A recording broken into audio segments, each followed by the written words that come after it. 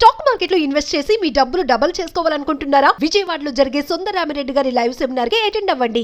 నమస్తే కళ్యాణ్ చక్రవర్తి విజయ్ గారు. గారు. నమస్తే అండి కళ్యాణ్ గారు. శంషాబాద్ నుంచి శివ అనే ఒక అతను మనకు ఒక మెయిల్ చేశాడండి. వాళ్ళ మదర్కి సంబంధించిన ఇష్యూ కొంచెం సెన్సిటివ్గా అనిపించింది కళ్యాణ్ గారు.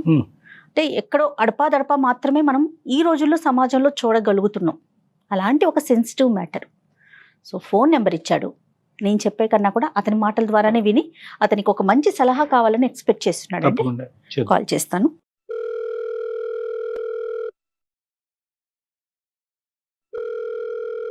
హలో హలో శివగారండి. అవును మేడం, ఎవరు మీరు? నేను జయానండి, అందమైన జీవితం ప్రోగ్రామ్ నుంచి కాల్ చేస్తున్నాను. మేడం గారు నమస్తే అండి. నమస్తే మేడం. నమస్తే అండి. నాతో పాటు డాక్టర్ కళ్యాణ్ చక్రవర్తి గారు కూడా ఉన్నారు. ఎస్, మీరు నాకు మెయిల్ చేశారండి విషయం. నేనైతే బ్రీఫ్ గానే చెప్పాను. ఒకసారి డాక్టర్ గారితో మాట్లాడండి. అలాగే madam, thank you madam. Okay అండి. శివ, బాగున్నానన్నా? సార్ బాగున్నాను సార్. ఎంత వయసు, ఏం చేస్తుంటావు? నేను బీటెక్ సెకండ్ ఇయర్ చదువుతున్నాను సార్. అంటే సార్ మా మదర్ ఉన్నారు సార్. మా ఫాదర్ రీసెంట్ గానే చనిపోయారు సార్. 1 year అవుతుంది సార్, చనిపోయి 1 year 2 months అవుతుంది సార్. అయ్యయ్యా. ఇలా 1 year అయిందో లేదో నేను అబ్జర్వ్ చేస్తుంటే మా అమ్మగారు మేము ఎప్పుడు పడుకుంటామా అని చూసి మేము పడుకున్న తర్వాత చాట్ చేయడం అవి ఇవి నేను అబ్జర్వ్ చేశాను సార్.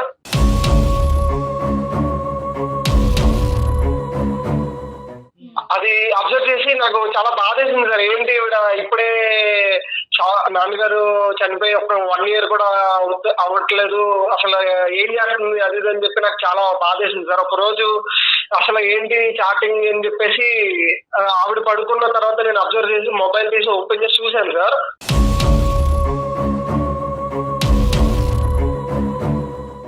చూస్తే అసలు చాటింగ్ అంతా ఎంత దారుణంగా ఉందంటే లైక్ నేను ఆల్రెడీ లవ్ లో ఉన్నాను సార్ మా లవర్ తో. నేను కూడా తనతో అంత చాట్ చేయను సార్. అంత డీప్ రిలేషన్ లో వాళ్ళు చాట్ చేయడం నాకు నిజంగా చాలా చాలా బాధేసింది సార్. చాలా సిగ్గుగా కూడా ఉంది సార్. అసలు మీకు ఎలా చెప్పాలి, మీకు ఎలా కన్వే చేయాలి, మా అమ్మకి ఎలా చెప్పాలి అని నేను చాలా సతమతం అయిపోతూ ఉన్నాను సార్. అసలు ఆవిడ ఇలాంటి పని లేదు సార్ ఈ ఏజ్ లో.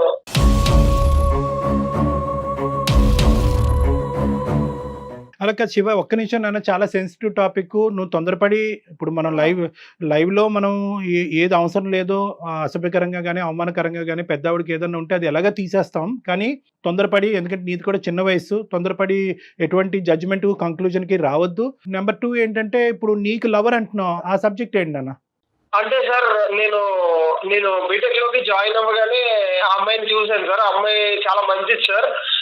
నా మనసుకి చాలా దగ్గర అయింది సార్ ఆ అమ్మాయి. ఎందుకంటే నేను మళ్ళీ నా కెరీర్ అంటే నా లైఫ్ లో మళ్ళీ అలాంటి అమ్మాయిని నాకు దొరుకుతుందని నేను అనుకోను సార్. ఎందుకంటే నాకు నచ్చిన క్యారెక్టరిస్టిక్స్ అన్ని తనలో ఉన్నాయి సార్. నాకు ఎలాగైతే కావాలనుకుంటున్నానో అలాగే ఆ అమ్మాయి ఉంది సార్.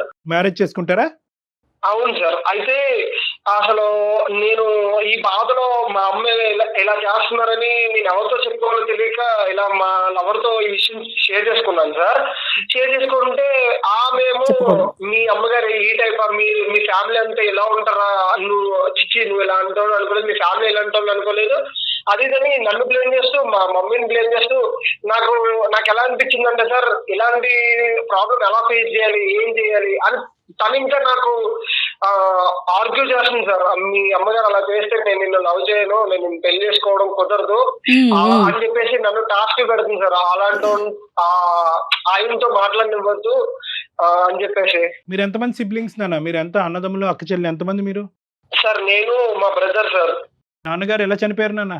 నాన్నగారు అది ఆల్ ఆఫ్ ఎ సడన్ చనిపోయారు సార్. అసలు అది నాన్నగారు బతుకున్నప్పుడు అమ్మ నాన్నగారి యొక్క రిలేషన్షిప్ ఎలా ఉండేది సార్? చాలా స్ట్రాంగ్ గా ఉండేది సార్. మా నాన్నగారు మమ్మల్ని చాలా బాగా చూసుకున్నారు సార్. ఎంతంటే ఇంకా నేను చెప్పలేను సార్. ప్రతి ఫాదర్ లా కాదు సార్, ఆయన చాలా బాగా చూసుకునేవారు సార్.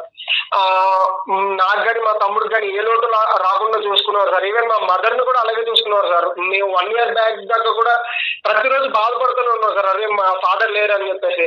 కానీ అసలు ఈ గ్యాప్ లోనే మా అమ్మ ఇలా చేస్తుంది అసలు అనుకోలేదు సార్. మీరే ఏమైనా చెప్పాలి సార్. అందరూ కూడా ఒక మానసిక పరమైనటువంటి డిప్రెషన్ లో ఉన్నారు. నాన్నగారు అలా అనుకున్నటువంటి పరిస్థితుల్లో చనిపోవటం అనేది. కానీ ఇక్కడ నీకే పూర్తి స్థాయి క్లారిటీ రాకుండా అమ్మాయికి చెప్పాల్సినటువంటి అవసరం ఏముంది నాన్న? ఫస్ట్ తల్లి కదా. పూర్తిగా క్లారిటీ తెచ్చుకున్నాకనే అమ్మాయికి చెప్పాను సార్. ఏమంటే ఒకసారి అబ్జర్వ్ చేద్దాం అసలు అని చెప్పేసి నేను కాలేజ్కి వెళ్ళినట్టే వెళ్ళి ఒక 1 hour బ్యాక్ తర్వాత మళ్ళీ నేను ఇంటికి వెళ్ళాను సార్. అసలు ఏం చేస్తుంది మా అమ్మ, ఎప్పుడు చాటింగ్ లో ఉంటుంది, మమ్మల్ని సరిగ్గా పట్టించుకోవట్లేదు ఈ లాస్ట్ 2 months నుంచి అని చూస్తే ఆమె ఇంట్లో లేదు సార్, ఇల్లు లాక్ చేసి ఉంది సార్.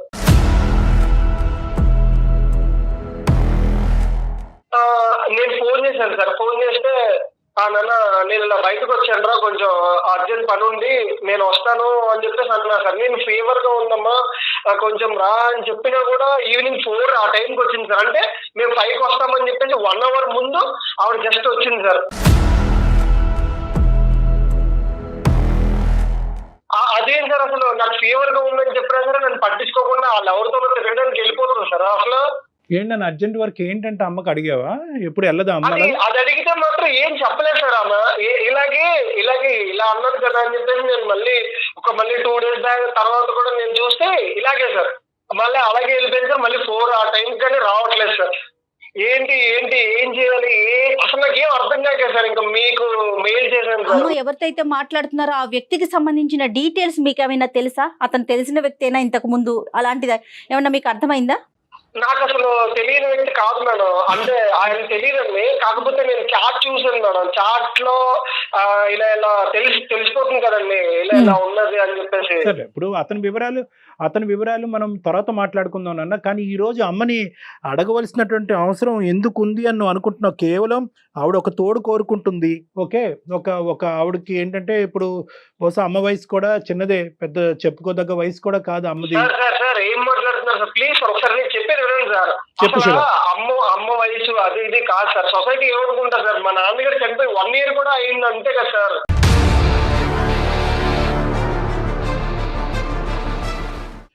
ఎలా ఫేస్ చేయాలి సార్? మీ అమ్మగారు ఎలా చేస్తారు ఏంటి అది అని చెప్పేసి మా చుట్టాలు, మా సొసైటీ, ఇంటి పక్కన వాళ్ళు ఎవరు ఎన్ని విధాలుగా మాట్లాడుకుంటారు సార్.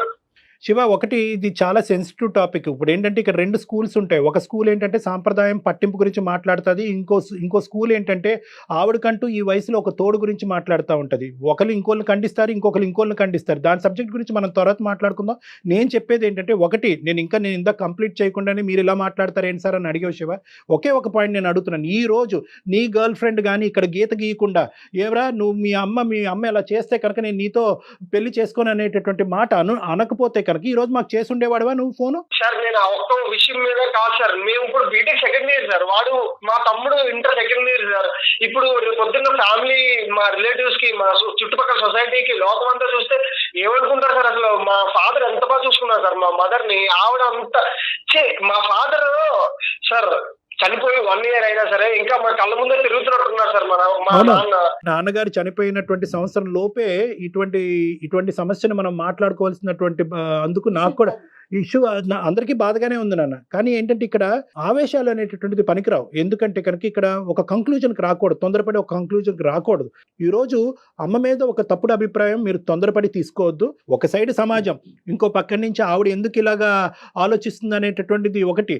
మూడోది ఏంటంటే పిల్లలుగా మీరు సమాజాన్ని ఎలా ఫేస్ చేయాలనేటువంటి 3 అంశం. సో ఈ 3 అంశాన్ని మనం జాగ్రత్తగా బ్యాలెన్స్ చేసుకునేటటువంటి ఉద్దేశంతోనే తొందరపడి కంక్లూజన్స్కి రాకు, తొందరపడి తల్లి మీద ఒక చెడు అభిప్రాయం డెవలప్ చేసుకోవద్దని చెప్తున్నానే కానీ మీ అమ్మగారు చేసింది నేను కాదు సార్. ఇక్కడ నేను అసలు తొందరపడి మాత్రం ఒక నిర్ణయానికి రాలేదు సార్. ఇది 2 months నుంచి జరుగుతున్న వ్యవహారం సార్. నేను చూశాను సార్, మా అమ్మగారి చాట్లు అన్ని చూశాను కాబట్టి నేను మీకు ఇంత క్లియర్ గా ఇప్పుడు చెప్పడం జరుగుతుంది సార్.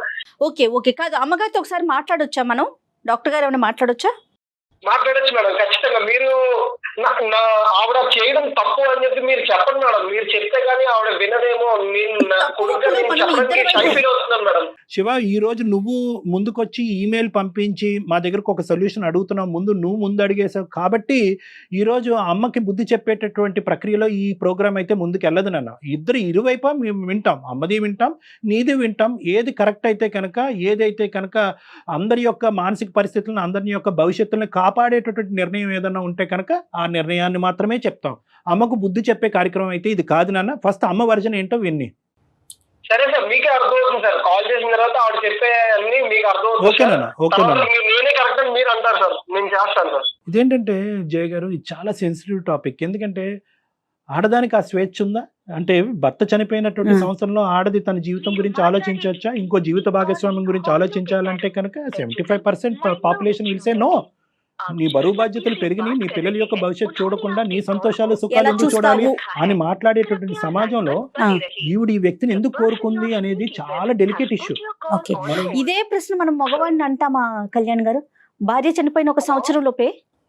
హలో హలో అమ్మా, చెప్పినానా? ఎక్కడ ఉన్నావమ్మా? ఇంట్లో ఉన్నానమ్మా. ఇంట్లోనే ఉన్నావా? బయటకి ఎక్కడికి వెళ్ళావా? లేదురా, ఇంట్లోనే ఉన్నా. అంటే నేను జ్వరం వచ్చిందని బయటకు వెళ్ళావా? కాలేజ్ నుంచి ఇంటికి వచ్చినప్పుడల్లా నువ్వు ఇంటికాడ ఉండవు కదమ్మా? అదేంట్రా, పని మీద బయటకు వెళ్ళి వస్తాను కానీ ఇంటికాడ ఉండమంటే నేను ఇంట్లో ఉండకపోతే ఎక్కడికి పోతాను? అలాగే అలాగే, సరే. మా సార్ ఒక ఆయన మాట్లాడతారంట, నాకు తెలిసిన సార్. ఎవరో కాలేజీ నుంచా? కాలేజ్ నుంచి కాదమ్మా, ఈ అందమైన జీవితం అని సుమన్ ఛానల్ నుంచి ఆ కళ్యాణ్ చక్రవర్తి సార్ మాట్లాడుతున్నారు. నమస్తే అమ్మా, నా పేరు డాక్టర్ కళ్యాణ్ చక్రవర్తి. నమస్తే సార్. నమస్తే అమ్మ, నమస్తే. మీకు ఇలాగా ఈ పరిస్థితిలో కాల్ చేసినందుకు కొద్దిగా, అంటే మిమ్మల్ని సర్ప్రైజ్ చేసినందుకు, అంటే నా ఉద్దేశం అది కాదు, కానీ బాబు ఏంటంటే బాగా చాలా డిప్రెషన్లో ఉన్నాడమ్మా. బాబు బాగా ఇబ్బంది పడుతున్నాడు. ఏంటంటే నాన్నగారు చనిపోయి సంవత్సరం కూడా అవ్వలేదు, ఈ లోపల అమ్మ ఇంకో విధంగా ఆలోచిస్తుందేమో అని డౌట్ నాకు ఉంది. కొన్ని చూడకూడనటువంటివి నేను చూశాను సార్. డౌట్ కాదు సార్, రియల్ గా చూశాను కదా సార్. చార్ట్ ఉండండి ప్లీజ్. శివ, నువ్వు తొందరపడద్దు. 1 నిమిషం నన్ను అమ్మని మాట్లాడిని, అమ్మ ఆలోచన ఏంటో విందాము. ఎందుకంటే నేను ఎప్పుడు కూడా నువ్వు 200% ఎవిడెన్స్ చూపెట్టినా కూడా నా దగ్గర కళ్ళెదురుకుంటా సార్ ఇవి ఉన్నా అని అన్నా కూడా నేను మాత్రం ఒక తల్లికి ఇచ్చే గౌరవాన్ని నేను ఇచ్చేటటువంటి ఉద్దేశంలో ఎప్పుడూ డౌట్ అనే పదమే వాడతాను నేను. ఆ అబ్బాయికి ఉండే డౌట్ ఏంటంటేనమ్మా, ఎవరో మీకు ఒక అన్నోన్ పర్సన్తో మీరు నచ్చినటువంటి విధంగా ప్రయాణం చేస్తున్నారు. పిల్లల యొక్క నచ్చకపోవటం అనేది చూడట్లేదు. కాబట్టి ఇది రేపొద్దున ఇంకో విధంగా అవుతే కనుక మేము తలెత్తుకుని ఎలా తిరిగేటటువంటి పరిస్థితి వస్తుంది. నేను దేని గురించి మాట్లాడుతున్నానో, బాబు ఏది మాకు చెప్పాడో అనేది బహుశా ఈ పాటికే మీకు అర్థమై ఉంటుంది దుర్గ గారు. అర్థమైంది సార్, కానీ ఏదైనా ఉంటే శివ నువ్వు నన్ను డైరెక్ట్ అడగొచ్చు కదా సార్. ఇది చాలా సెన్సిటివ్ విషయం కదా దుర్గ గారు. నేను ఎలా అడుగుతాను అసలు? నువ్వు ఏం మాట్లాడుతున్నావా? నేను ఎలా అడగాలి? నువ్వు ఎవరితో తిరుగుతున్నావు, ఏంటి, ఏం చేస్తున్నావు? నువ్వు కాలేజీకి వెళ్ళినప్పుడు నువ్వు బయటకు వెళ్ళి తిరిగి వస్తున్నావు అని నేను అడగాల? శివ జాగ్రత్తగా మాట్లాడు. శివ నువ్వు కొంచెం మంచిగా మాట్లాడు. ఇగో ఏదైనా ఉందంటే ఒకసారి అమ్మ ఇది అన్ని పరిస్థితి ఏంటి ఇలా చేస్తున్నావు నువ్వు నన్ను అడగొచ్చా? సార్ వాళ్ళని తీసుకెళ్ళి ఇప్పుడు సార్ నాకు తెలియదు వాళ్ళ దగ్గర తీసుకెళ్లి నన్ను పెట్టేప్పుడు నేను తలెట్టుకొని మాట్లాడగలనా? ఎలా మాట్లాడుతున్నాను? అంటే ఒకటి దుర్గా గారు, బాబు అనేటటువంటి పదాలు కొన్ని కరెక్ట్ కాదు. చిన్నపిల్లవాడు, తెలియదు. మీ అబ్బాయి గురించి మీకు బాగా తెలుసు నాకంటే. అది పక్కన పెట్టండి. ఈరోజు ఇప్పుడు ఇదేంటంటే డైరెక్ట్గా పిల్లలు వచ్చి ఒక తల్లిని అడిగేటటువంటి ఒక ఇది కాదు. కాబట్టి ఆ అబ్బాయి మమ్మల్ని అప్రోచ్ అయ్యాడమ్మా. ఇది చాలా సెన్సిటివ్ టాపిక్ కాబట్టి ఎందుకు కాల్ చేశాము, ఎందుకు మా వరకు తీసుకొచ్చాడు అనేటటువంటి సబ్జెక్ట్ని పక్కన పెట్టి, పిల్లలు బాగా మనస్తాపం చెందారు, వాళ్ళు చాలా బాధపడుతున్నారు, ఏంటి మా అమ్మ ఇలాగనేటటువంటి ఆలోచనతో కంప్లీట్గా ఇప్పటి వరకు మీ భర్త గారు చనిపోయిన తర్వాత ఈ స్థాయి ఉధృతమైనటువంటి పరిస్థితి మీ జీవితంలో ఇంకోటి వచ్చి ఉండదు. వాళ్ళ మనసులోంచి ఇంకా తండ్రి యొక్క బొమ్మ పూర్తిగా చెరిగిపోకముందే, చనిపోయాడు అనేటటువంటి భావం జీర్ణించుకోకముందే అసలు మీ జీవితంలో ఏం జరుగుతుంది అనేది ఒక్కసారి క్లారిటీ ఇస్తే ఆ అబ్బాయికి మేము సర్ది చెప్పే విధంగా కానీ, లేదంటే మీకు నచ్చ చెప్పేటటువంటి విధంగా మేము ఒక ప్రయత్నం చేస్తాం. నాకు వచ్చి 12 సంవత్సరాలకి మ్యారేజ్ అయిపోయింది సార్. 12 సంవత్సరాలకు మ్యారేజ్ అయిపోయింది. మా అమ్మగారు వచ్చేసి నాకు 6 నెలలు వచ్చినప్పటికీ చనిపోయారు సార్. మా అమ్మ మా నాన్నగారు కూడా చనిపోయారు.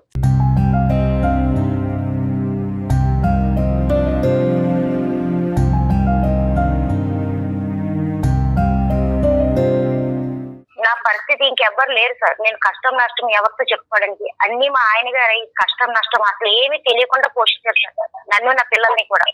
తనకి హెల్త్ ప్రాబ్లం వచ్చి 1 సంవత్సరం చాలా ఇబ్బందులు పడి చనిపోయారు సార్. మొన్న సంవత్సరం క్రితం నేను ఆయన కోసం చాలా అసలు చెప్పలేను సార్. అసలు అన్ని కష్టం ఎంత భరించుకుంటూ చేసుకొచ్చానో, హాస్పిటల్ అంటే తిరుక్కొని చాలా కష్టపడ్డాను సార్ ఆయన బతుకుతారని. కానీ దక్కలేదు. ఇప్పుడు నా పిల్లలను చూసుకుంటూ బతుకుదామని ధైర్యంతో ముందుకెళ్ళాను సార్.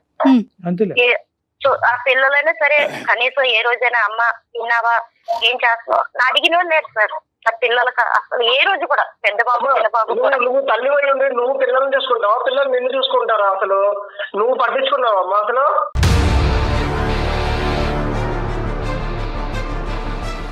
మిమ్మల్ని పట్టించుకోకుండా మీరు ఎంతవరకు అయ్యారా? అదే మిమ్మల్ని పట్టించుకోకుండానే మీరు ఎంతవరకు? అదే నాన్న ఉన్నారు కాబట్టి నాన్నగారు ఉన్నందుకు ఇప్పుడు బాగా చూసుకున్నామ్మా. ఇప్పుడు నాన్నగారు లేరు, ఇప్పుడు నీ ఇష్టం వచ్చినట్టు నువ్వు చేస్తావా? నాకు అర్థం కాక అడుగుతాను. నేను ఏం చేశానని మాట్లాడుతున్నాను? ఏం చేశాను శివన్? నేను ఎలా మాట్లాడడానికి ఏం చేశాను అసలు నేను చెప్పు? అదే నేను సార్తో మాట్లాడుతున్నా కదా సార్, నా ఇది ప్రాబ్లం సార్. మా ఆయన గారు 1 year క్రితం ఇలా అయింది సార్, చాలా హెల్త్ ప్రాబ్లం వచ్చింది. ఓకే అమ్మా. నేను ఆ బాధలో అసలు తట్టుకోలేని పరిస్థితిలో ఉన్నా సార్. డిప్రెషన్ కూడా వెళ్ళిపోతున్నా సార్ ఒక్కొక్కసారి. నా చిన్న వయసులో భర్తలు కోల్పోయాను, పిల్లల భవిష్యత్తు ఏంటి, ఏం చేయాలన్న ఆలోచనలో ఉన్నా సార్. నేను సాయిబాబాని బాగా నమ్ముతాను సార్. గుడికి వెళ్తుంటే పక్కనే ఒక అతను పరిచయం అయ్యారు సార్.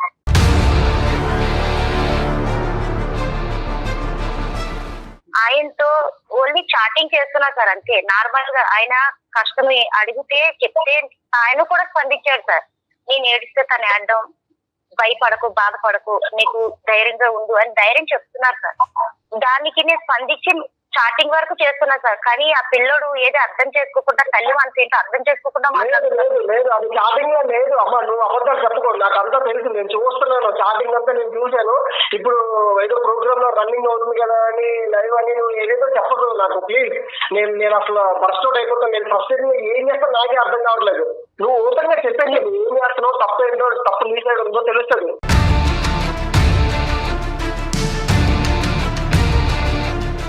అసలు నువ్వు నా కడుపును పుట్టి నువ్వు నన్ను నిలదీయవలసిన అవసరం ఏంటి అసలు నాకు తెలియక అడుగుతాను. నువ్వు అది ఇప్పుడు మళ్ళీ ఎలా మాట్లాడుతున్నావు? నేను నిలదీస్తాను, నేను కొడుకుని కాబట్టి నిలదీస్తాను. నాన్నగారు పోయి 1 year అయింది, 2 months లోనే నువ్వు మళ్ళీ ఇంకొకరు ఎలా తగ్గుకుంటా నాకు అర్థం కాదు. పైగా ఆయన ఏమో ఇప్పుడు నీకు సపోర్ట్ చేస్తున్నారు, నీ సైడ్ మాట్లాడుతున్నారు అని అంటావు. ఇప్పుడు నువ్వు ఆయన తీసుకుని నీ దాంట్లో చూసుకుంటే నేను పిల్లలు ఏమైపోవాలమ్మా? ఏ దారి చూసుకున్నావు? నీ దారి నువ్వు చూసుకుంటున్నావు. నువ్వు కాలేజీ నుంచి వస్తావు, ఫోన్ పట్టుకునే ఉంటావు, ఆ పిల్లతో చాటింగ్ చేసుకుంటూ నువ్వు మాట్లాడుకుంటూ అటు సైడ్ ఉంటావు. కానీ ఏ రోజైనా సరే అమ్మ నాన్నగారు చనిపోయారు కదా, మన పరిస్థితి ఏంటి, ఏ రోజైనా కష్టం ఏంటి, నష్టం ఏంటి, ఏ రోజైనా నువ్వు అడిగావా నన్ను? నేను చేసిన తప్పేంటి? వేరే ఒక అతను నాకు కష్టం నష్టం అన్ని తను తెలుసుకున్నారు కాబట్టి నేను స్పందిస్తుంటే తను కూడా బాధపడ్డారు కాబట్టి నా కష్టం చెప్పుకున్నాను, అంతే. అదే నేను పిల్లలు జ్వరం అని కాలేజ్ నుంచి ఇంటికి వచ్చేసినప్పుడు కూడా రాకుండా 4 దాకా చర్చలు జరిపించి అప్పుడు ఇంటికి రావడం, ఆయన నిన్ను సమర్థించడం, బాగా మాట్లాడడం, ఇదే అమ్మా జరిగేది.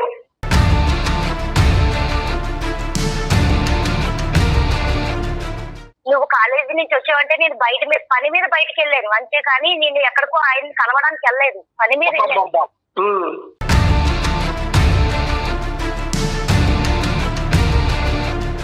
అసలు కొడుకువే నా తల్లిని మాట్లాడాల్సిన ఒక్క నిమిషం అమ్మ, మీరు నువ్వు కొడుకువేనా అనే మాట మీరు అంటాం తప్పే, తల్లివేనా అనే మాట అబ్బాయి అంటాం కూడా తప్పు. ఇది ఇద్దరు తరపున మాట్లాడితే కనుక ఇది చాలా సెన్సిటివ్ ఇష్యూ, చాలా బాధ కలిగించు. ఒక్కసారి మీ ఇద్దరి యొక్క భావోద్రేకాలు ఒకసారి మీరు కామ్ డౌన్ చేసుకుంటే నేను ఒక 2 మాటలు చెప్తాను. ఇప్పుడు బాబు కేవలం ఏదో మీరు చాటింగ్ చేస్తున్నారు అనేటటువంటి అంశం ఒక్కటే కాకుండా ఏంటంటే ఆ చాటింగ్ అనేటటువంటి దాన్ని కూడా ఒక రోజు రాత్రి అమ్మ పడుకున్న తర్వాత నేను చూడటం జరిగింది డాక్టర్ గారు. అందులో చూడకూడనటువంటి నేను చూశాననే బాధతో ఆ అబ్బాయి ఇప్పుడు ఓన్లీ ఓదార్పు గురించోనో లేదంటే ఆ చాట్లన్నీ ఏం చూడలేదు, నాకేం తెలియదు అని అనుకుంటారు సార్ ఆవిడ. అందుకే ఇప్పుడు మీ దగ్గర కూడా ఏదో కవర్ చేస్తుంది సార్. నేను ఏడుస్తుంటే ఆయన ఓదార్చారు, ఇది ఇవన్నీ కవర్ చెప్తుంది సార్. అసలు బాబుకు కావాల్సినటువంటి ఒకే ఒక క్లారిటీ, మీ అమ్మ ఇప్పుడు మీరు భర్త పోగొట్టుకున్న బాధలో మీరు ఉంటే మీ ఎదుర్కొంటే మేము ఈ పంచాయతీ పెట్టడం ఎంతవరకు కరెక్టో రాంగో నాకైతే తెలియదు. కానీ 2 అంశాలు. ఇప్పుడు మీరు బాబు అక్కడ ఉన్నాడు, మీకు ఏదన్నా ఉంది, ఒక ఆధారం ఉంది, ఒక విధమైనటువంటి ఒక ఫ్యామిలీ లైఫ్ ఉంది అంటే కనుక అది ప్రధానంగా మీ పిల్లలే కాబట్టి వాళ్ళకి ఒక క్లారిటీ ఇవ్వాల్సినటువంటి అవసరం ఉంది. ఇది కేవలం ఒక ఓదార్పు గురించేనా అంటే పిల్లలు వాళ్ళ జీవితాలు వాళ్ళు చూసుకుంటున్నారు, వాళ్ళ చదువులు, వాళ్ళ రిలేషన్షిప్స్ లో వాళ్ళు బిజీ అయిపోయారు. భర్త పోయినటువంటి బాధలో ఉన్న నేను నా బాధను ఎవరితోనా పంచుకోవాలి అనేటటువంటి విధంగా ఒక మర్యాదపూర్వకంగా ఒక వ్యక్తి వచ్చి నాతో మాట్లాడి నాకు ఆ ఓదార్పు ఇస్తున్నాడు కాబట్టి ఆ రిలీఫ్ నేను అతని ద్వారా నేను పొందుతున్నాను అనేటటువంటి ఆలోచన, లేదా రానున్న రోజుల్లో ఈ ఏదైతే బాండింగ్ మీకు అతనితో క్రియేట్ అయిందో అది ఇంకో విధంగా మారబోతుందా అనేటటువంటి అంశం మీరు క్లారిటీ ఇవ్వగలిగితే కనుక బాబు మనసులోంచి ఈ బాధ, ఈ వేదన ఏదైతే ఉందో అది తీసేయడానికి ఒక దారి ఉంటుందమ్మా. మీరు చెప్పండి, అంటే ఇది ఓదార్పేనా ఇంకేమన్నా? తెలుసు కదా సార్, ఆవిడ శివ ఒక్క నిమిషం శివ, అమ్మని మాట్లాడిన శివ, అసలు అమ్మ నేనైతే వేరే విధంగా అయితే లేదు మేడం. తనతో చాటింగ్ వరకే చేస్తున్నా మేడం. తను అసలు ఆ పిల్లడు ఎలా మాట్లాడుతున్నాడో నాకు అర్థం కాదు. అమ్మ బాబు స్థానంలో ఏ కొడుకున్నా కూడా ఈ విధంగానే రియాక్ట్ అవుతాడేమో. సంవత్సరికం కూడా అవ్వలేదు, ఇంకా 1 year కూడా అవ్వలేదు. తండ్రికి సంబంధించినటువంటి బాధల్లోంచి ఇప్పటి వరకు కుటుంబం మొత్తం బయట పడలేనటువంటి పరిస్థితి. ఇప్పుడు ఇలాంటి అంశంలో అక్కడ ఆ గ్రీఫ్ రియాక్షన్లో తండ్రి యొక్క జ్ఞాపకాలు ఎలాగా స్లోగా అందులోంచి బయటపడాలి అని ఆలోచించుకునేటటువంటి వయసు, ఆ వయసులో పిల్లలకి చాలా ఇబ్బందికరమైన పరిస్థితి. ఈ లోపల ఏంటంటే ఈ సబ్జెక్ట్ వచ్చేటప్పటికి ఇది ఇంకా వాళ్ళని వేదనకు గురి చేస్తుంది. దాంతోపాటు ఏంటంటే మీ అబ్బాయికి వచ్చినటువంటి పరిస్థితి ఏంటంటే, నేను నమ్మినటువంటి ఒక అమ్మాయి ఉంది, ఆ అమ్మాయితో నేను జీవిత ప్రయాణం కొనసాగించాలి అని అనుకుంటున్నాను. ఇప్పుడు ఆ అమ్మాయి నా నెత్తిమే గన్ను పెట్టి మీ అమ్మాయి ఇలా చేసేటట్టు అయితే కనుక నేను ముందుకు పోను, నీకు నాకు బ్రేకప్ అన్నటువంటి విధంగా ఆ అమ్మాయి మాట్లాడేటప్పటికి ఈ అబ్బాయి ఇంకా సందిగ్ధ పరిస్థితిలో పడి ఇంకా భావోద్రేకం చెందుతున్నాడు. సో ఇటువంటి పరిస్థితుల్లో ఏంటంటే ఇది ఓన్లీ చాటింగ్ కాకుండా ఇంకేదన్నా ఉంటే కనుక అది ఆ విధంగా మనం మాట్లాడే ప్రయత్నం చేద్దాం.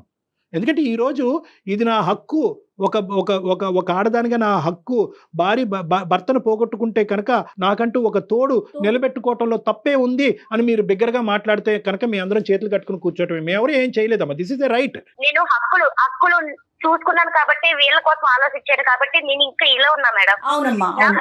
ఆయన ఓదార్పు వరకే మేడం, నేను చాటింగ్ చేసి ఓదార్పు వరకే మాట్లాడుతున్నా మేడం. కానీ తన హక్కుల కోసం మాట్లాడుతున్నాడు. హక్కుల కోసం మాట్లాడితే తను అసలు ఈ వయసులో ఆ పిల్లోడు ఒక అమ్మాయితో చాటింగ్లు మెసేజ్లు, ఆ అమ్మాయి లోకంలోనే ఉంటాడు మేడం. ఆవిడ చెప్పేది ఏంటంటే నేను ఒంటరిదాన్ని అయిపోయాను. ఇప్పుడు ఆ అబ్బాయి వెళ్ళి నా తండ్రి చనిపోయాడు అనేటటువంటి బాధ అక్కడ సేద తీరుతున్నాడు ఆ అమ్మాయి దగ్గర. వాళ్ళ చదువు, వాళ్ళ చాటింగ్. చిన్నోడు కాస్త వాడి జీవితంలో ఇంటర్మీడియట్ చదువుకుంటున్నాడు. ఈవిడ్ని ఎవరు ఓదార్చేది? అతి పిన్న వయసులో పెళ్లి చేసిన తర్వాత అంత చిన్న వయసులో పెళ్లి జరిగినటువంటి ఒక ఆడదాని వైపు చూసి సమాజం ఓదార్చేటటువంటి పరిస్థితి లేదు. తల్లి చనిపోయిన తర్వాత ఓదార్పు లేదు. మంచి భర్తని ఒక ఈడు జోడుగా ఇప్పుడు బయట ప్రపంచం తెలియదు అని అంటున్నారు, లోకజ్ఞానం లేదు. అటువంటి పరిస్థితుల్లో ఒక భర్త ఒక మూల స్తంభంలో నిలబడి ఈవిడిని ఇక్కడి వరకు తీసుకొచ్చిన అతను చనిపోయిన తర్వాత ఈవిడ ఎక్కడ ఓదార్పు తీర్చుకోవాలి అనేటటువంటి ఉద్దేశంతో ఒక గుళ్ళో కనిపించినటువంటి ఒక వ్యక్తితో తన మనసును పంచుకుంటుంది. దాన్ని మనం ఏ విధంగా చూస్తామో అనేటటువంటి దాన్ని బట్టి ఈ మొత్తం ఇష్యూ అంతా నిలబడింది. చెప్పండి దుర్గా గారు, మీ మీద ఒక వేలెత్తి చూపెట్టడం జరుగుతుంది. మీరు చెప్పండి ఒక 2 నిమిషాలు. ఏం చెప్పాలి కూడా అర్థం కావట్లేదు. ఏమీ లేదమ్మా, ఈ బంధం ఏదైతే ఉందో అది కేవలం స్నేహ బంధమేనా, లేకుంటే దాన్ని కొంచెం ముందుకు తీసుకెళ్లాలనుకుంటున్నారా? అర్థం కాదు. దేనికోసం భయపడుతున్నా చెప్పు. ఏ విషయంలో భయపడుతున్నా? నేను ఏం చేశానని భయపడా? నీ స్టార్టింగ్ చూసావు అంతే. నా పరిస్థితి ఏంటో నువ్వు చూసావా? నువ్వు ఎలా మాట్లాడుతావు అసలు? అదే స్టార్టింగ్ చూసానని చెప్పా. ఏం చేసావు చెప్పమ్మా. ఇప్పుడు నన్ను ఓదార్చడానికి ఒక వ్యక్తి దొరికాడు నాకు. ఆయన కష్టం నాకు అన్ని మాట్లాడుతున్నాడు. నేను చాటింగ్ వరకే మాట్లాడాను అతనితో. నాకు ఒక ఓదార్పు దొరికింది. ఇప్పుడు నేను బాధల్లో ఉన్నా, డిప్రెషన్ కి వెళ్ళిపోతున్నా. మీ నాన్న ఎంత బాగా చూసుకునేవాడు, తను లేడని బాధలో ఉన్నా. నేను డిప్రెషన్ కి వెళ్ళిపోయి నేనేమన్నా అయితే మీరేమైపోతారని నేను ఆయనతో మాట్లాడితే కొంచెం హ్యాపీనెస్ గా ఉందని మాట్లాడుతున్నా. దుర్గమ్మ ఒక్క నిమిషం అమ్మ. నీ పాయింట్ ఎవరు కూడా భూ ప్రపంచం మీద ఎవరు కూడా ఖండించటానికి లేదు. మీకు మీ మనసులో ఉండేటటువంటి బాధను పంచుకోవటానికి ఒక వ్యక్తి ఉన్నాడు అనేటటువంటి అంశం ఏదైతే ఉందో అది ఎందుకు ఖండించాలి?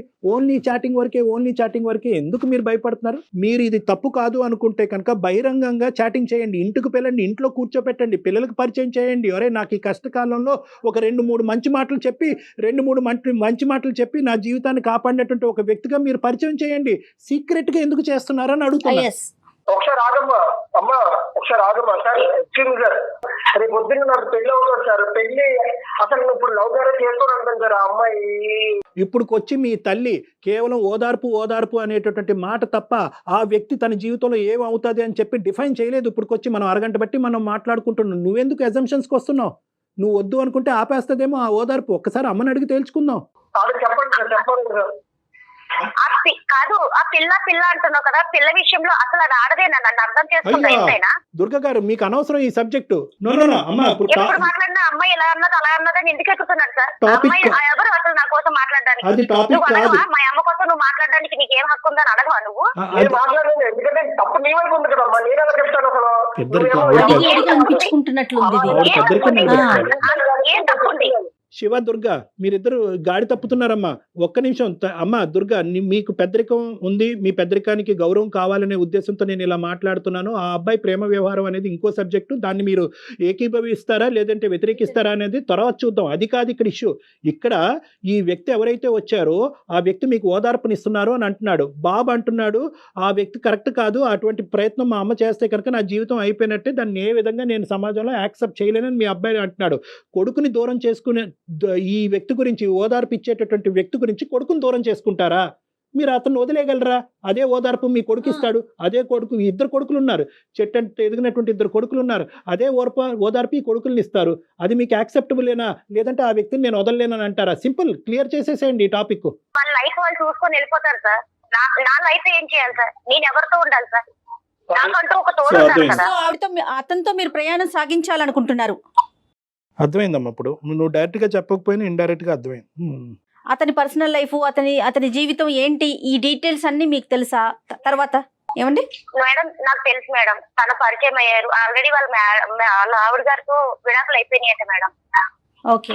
అయితే తను నన్ను లైఫ్ లాంగ్ చూసుకుంటాను అన్నారు మేడం. అది విషయం. ఏంటో అవన్నీ ఆలోచించరా? అసలు ఎందుకైంది ఇలా చేయడం? కరెక్ట్ కాదా సార్? అడగండి సార్ మీరు. మేము అడగాలంటే నువ్వు ఆగాలిగా. ఒక్క నిమిషం ఆగమ్మా. చెప్పమ్మా దుర్గా, చెప్పమ్మా. సో అతని గురించి మీకు తెలుసు, ఎప్పటి నుంచి పరిచయం అమ్మా ఇది? సార్ నాకు తను ఒక 4-5 years నుంచి తెలుసు సార్. ఓన్లీ గుడికి, ఎందుకంటే గుడి పక్కని వాళ్ళది షాప్ సార్. ఓకే. పూజ సామాగ్రి అమ్ముతారు, అంతవరకు తెలుసు. మా ఆయన గారు చనిపోవడం అంతవరకు తెలుసు సార్. ఈ మధ్యనే తనతో నేను మాట్లాడడం మొదలు పెట్టాను అంతే సార్. మాట్లాడిన కాడి నుంచి కూడా నేను బాధపడి ఏడుస్తుంటే తను కూడా ఏడ్చేవాడు సార్. ఎక్కడైనా కూడా నాకు 2 పిల్లలు ఉన్నారు 5-6 సంవత్సరాల్లో, ఎప్పుడైనా మధ్యలో ఇద్దరు కొడుకులు ఉన్నారు, వాళ్ళు ఒక చెట్టంత ఎదిగారు, వాళ్ళకు ఒక అభిప్రాయం ఉంటుంది, మనం ముందుకు వెళ్ళాలి అంటే కనుక ఈ జర్నీని మీరు ఏ విధంగా తీసుకెళ్తున్నారు అనేది నాకు తెలియదు. కానీ మన ఇద్దరికి సంబంధించిన ఈ అసోసియేషన్, దాని పేరు ఏంటన్నది వదిలేసేయండి. ఈ అసోసియేషన్ యొక్క యాక్సెప్టెన్స్ నా పిల్లల మీద కూడా ఉంది, నా మగ పిల్లల మీద ఉందనే అభిప్రాయం ఎప్పుడు అతనికి చెప్పారా మీరు? భర్త చనిపోయి 1 సంవత్సరం అయింది. ఇంత డైనమిక్స్లో is it so easy to make a decision? Sir నాకు నా పిల్లల భవిష్యత్తు నా చేతిలో ఉంది సార్. నేను వాళ్ళు మంచిగా చదివించుకొని వాళ్ళ భవిష్యత్తు చూద్దామని ఆలోచన ఉన్నా సార్. కానీ నేను డిప్రెషన్ లో ఉన్నా సార్. ఎంతో కొంత తన వల్ల నాకు హోదార్పు దొరికింది సార్. నేను తనల్ని వదులుకోలేను, వీళ్ళని వదులుకోలేను సార్. ఇప్పుడు చాలా సింపుల్గా మీరు చెప్పేశారు, వీళ్ళని వదలను, ఆ అబ్బాయిని వదలను అనేది, అతన్ని వదలను అనేది కాదు. అది నేను ఇందాక అంటున్నాను, ఎప్పుడు వచ్చింది మీ పిల్లల యొక్క డిస్కషన్? ఎప్పుడు వచ్చింది? ఈరోజు మీతో మాట్లాడిన తర్వాత ఇప్పుడు తీసుకొస్తున్నారు. ఎప్పుడన్నా నేను ఇందాక అన్నటువంటి మాటకు సమాధానం చెప్పారా? ఏమయ్యా పెద్ద అయినా నువ్వు ఒక స్నేహితుడిగా ఉండు, నన్ను ఓదార్చేటటువంటి ఒక వ్యక్తిగా ఉండు, పెళ్ళి మా భర్త చనిపోకముందు నువ్వు ఏదైతే పాత్రలో ఉన్నావో నువ్వు అదే పాత్రలో నువ్వు ఉండు, ఇప్పుడు కొత్త పాత్ర పోషించవలసినటువంటి అవసరం లేదు, ఎందుకంటే మా కొడుకుల యొక్క మనస్తత్వం నాకు బాగా తెలుసు, వాళ్ళు దీన్ని ఏకీభవించరు అనే మాట ఆ పెద్ద ఆయనకి చెప్పారా మీరు? సార్ నేను చెప్పాను సార్. తనతో నేను అన్ని మాట్లాడాను సార్. నా పిల్లల పరిస్థితి నా కోసం అన్ని చెప్పాను సార్. తనకు అన్ని తెలుసు. తెలిస్తే నీకు ఒక వెల్యువేషన్ కింద ఉంటాను, నీకు ఒక ఫ్రెండ్ కింద సలహాలు ఇస్తాను, నేను అన్నిట్లో నీకు ముందుండి తోడు ఉంటానని చెప్పి సలహా ఇచ్చాను. అన్ఫార్చునేట్లీ ఈ సినారియోలో ఏంటంటే నీ కొడుకు నచ్చిందైనా నువ్వు చేయాలి, లేదంటే నీకు నచ్చిందైనా చేయాలి. ఇద్దరికి నచ్చింది చేయటం అనేది ఈ పరిస్థితిలో కష్టం అని నాకు అనిపిస్తుంది. తల్లి అంటే త్యాగమూర్తి కాబట్టి ఆ విధంగా ఆలోచించి నిర్ణయం జాగ్రత్తగా బ్యాలెన్స్డ్గా ఆలోచించి చెప్పమ్మా. మొత్తం పిల్లల్ని, కుటుంబాన్ని, సమాజాన్ని అందరినీ దృష్టిలో పెట్టుకోండి. అంటే ఆ వ్యక్తిని కూడా ఇప్పుడు చూసిన వ్యక్తి కాదు, 4-5 సంవత్సరాల పరిచయం ఉన్న తెలిసినటువంటి వ్యక్తి. ఇప్పుడు తండ్రి భర్త చనిపోయిన తర్వాత ఇద్దరు బాగా దగ్గరికి అయ్యారు మానసికంగా. ఏమ్మా చెప్పండి దుర్గ గారు. సమాజం కోసం, ఈ కన్న పిల్లల కోసం, వీళ్ళందరి కోసం ఒక ఆడదాని జీవితం చంపుకొని బతకాల్సిందే మేడం.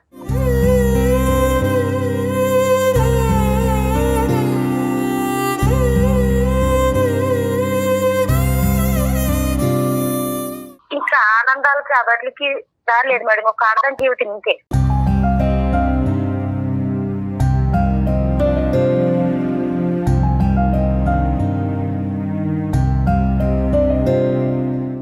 అలా కాదులే అమ్మా. ఒకటి ఆడదాని జీవితం ఇంతే అనేటటువంటి మీ మాటలో రకరకాల యాంగిల్స్ ఉన్నాయమ్మా. మీరు ఇప్పుడు ఎవరి గురించో చేయట్లేదు, మీ కొడుకు గురించి చేస్తున్నారు, మీ బిడ్డల గురించి చేస్తున్నారు.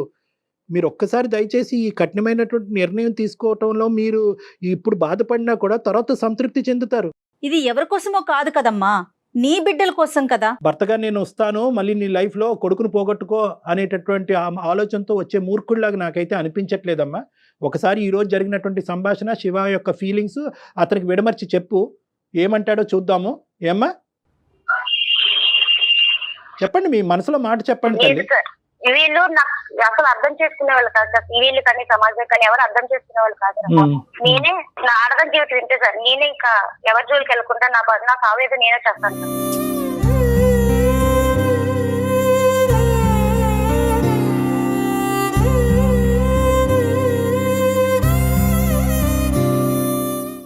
అరే చాలా చెప్తానంటే ఇప్పుడు నేను కొడుకున్నది ఏంటి సార్? శివ, నాన్న శివ, నా పిల్లల్ని వాళ్ళ యొక్క భవిష్యత్తు సమాజ విలువల్ని కాపాడుకునే ప్రయత్నంలో నా అనుకునేటటువంటి ఇంకో అంశం నా జీవితంలో త్యాగం చేస్తాను. అప్పుడు చదువుని త్యాగం చేసింది, తర్వాత తల్లి త్యాగం అయింది, ఇప్పుడు భర్త త్యాగం అయింది, ఇప్పుడు నచ్చినటువంటి వ్యక్తి కూడా త్యాగం అవుతున్నాడు. That is not so easy Shiva. ఆవిడ స్థానంలో నిలబడి మనం ఆలోచించుకుంటే అంత ఈజీ కాదు. కానీ ఏదేమైనా కూడా అమ్మ మంచి నిర్ణయం తీసుకుందన్నట్టు నాకు అనిపిస్తుంది. ఆలోచించుకోండి. అమ్మతో పాటు నువ్వు ఇదివరకు ఎలా ఉన్నావో దయచేసి నీ గర్ల్ ఫ్రెండ్ ఎంత ఇంపార్టెంటో అంతకంటే 100 రెట్లు నీ తల్లి ఇంపార్టెంట్. ఈరోజు మీ తల్లికి ఇవ్వాల్సినటువంటి గౌరవం కానీ, తల్లికి ఇవ్వాల్సినటువంటి టైం కానీ, ఈ నాన్నగారు చనిపోయిన తర్వాత తల్లికి ఇవ్వాల్సినటువంటి ఒక ఫ్యామిలీ టైం మీరు ఇచ్చుంటే కనుక ఈరోజు ఈ వ్యక్తి ఇంతవరకు వచ్చుండేవాడు కాదు. ఇక్కడ రానటువంటి ఓదార్పు సానుభూతి ఆవిడ అక్కడి నుంచి పొందింది కాబట్టి వాళ్ళిద్దరి యొక్క ఇంటిమసీ పెరిగింది. కాబట్టి ఈరోజు ఈ సబ్జెక్ట్ ఇక్కడితో వదిలేసి మీ తల్లితో ఇంతకు ముందు ఎలా ఉండేవారో అదే విధంగా అంతకన్నా ఎక్కువ గడపడానికి ట్రై చేయండి. ఇంకా ఎక్కువ టైంనిచ్చి మేమంటూ ఉన్నామమ్మా, నీకు out side source of help అక్కర్లేదు, మేము నిన్ను కాపాడుకుంటాం, మేము చూసుకుంటాం అనే మనోధైర్యాన్ని మీ తల్లికి ఇచ్చి ఇంక ఈ సబ్జెక్ట్ మళ్ళీ మీ జీవితాల్లో మళ్ళీ తిరిగి తీసుకురావద్దు. ఇది నా విన్నపం. Shiva. Sure sir, thank you sir, thank you so much sir. నిజంగా నేను మీకు ఇమేజ్ చేసి చాలా మంచి పని చేశాను అనిపించింది sir. Thank you so much sir. Okay Shiva, all the best నాన్న. Shiva, take care.